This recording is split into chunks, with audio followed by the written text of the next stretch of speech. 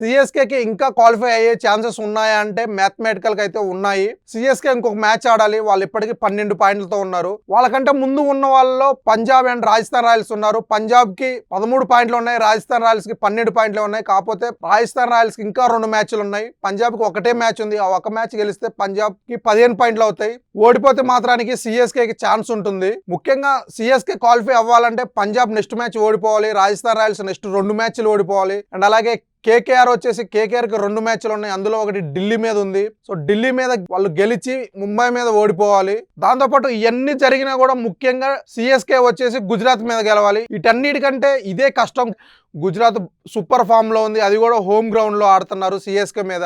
సిఎస్కేని వాళ్ళు ఈజీగా ఓడించవచ్చు. ఇక గుజరాత్ పిచ్ వచ్చేసి అది పేస్ బౌలింగ్ అనుకోలేం, కానీ సిఎస్కే దగ్గర అంత మంచి పేస్ బౌలర్లు లేరు, మొత్తం స్పిన్నర్లే ఉన్నారు. అది కూడా సిఎస్కే ఒక మైనస్ అనుకోవచ్చు. ఇక పంజాబ్ చూసుకుంటే పంజాబ్ 13 పాయింట్లతో 4th పొజిషన్లో ఉంది ప్రజెంట్. పంజాబ్ క్వాలిఫై అవ్వాలంటే మాత్రానికి నెక్స్ట్ మ్యాచ్ తనకు ఉన్న ఒకే ఒక మ్యాచ్ లక్నో మీద, ఆ మ్యాచ్ గెలవాలి. ఆ మ్యాచ్ గెలిస్తే వాళ్ళకి 50% ఛాన్సెస్ ఉంటాయి. కానీ రాజస్థాన్ రాయల్స్ ఉంది. రాజస్థాన్ రాయల్స్ ఇంకా 2 మ్యాచ్లు ఉన్నాయి. రాజస్థాన్ రాయల్స్ కనుక ఆ 2 మ్యాచ్లు గెలిచి క్వాలిఫై అవుతుంది. సో ముఖ్యంగా పంజాబ్ క్వాలిఫై అవ్వాలంటే మాత్రానికి ఆ మ్యాచ్ వాళ్ళు గెలిచి లక్నో మీద, రాజస్థాన్ రాయల్స్ 2 మ్యాచ్లు ఓడిపోయి, సిఎస్కే గుజరాత్ మీద ఓడిపోయి, కేకేఆర్కి వాళ్ళకున్న 2 మ్యాచ్లు ఓడిపోతే పంజాబ్ క్వాలిఫై అవుతుంది. ఇక ప్రజెంట్ చూసుకుంటే మిగిలిన ఒకే ఒక్క ప్లేస్ కోసం Punjab, Rajasthan Royals, CSK, KKR, Delhi అన్ని పోటీ పడుతున్నాయి. చూడాలి మరి మిగిలిన ఒక్క ప్లేస్కి ఎవరు క్వాలిఫై అవుతారో.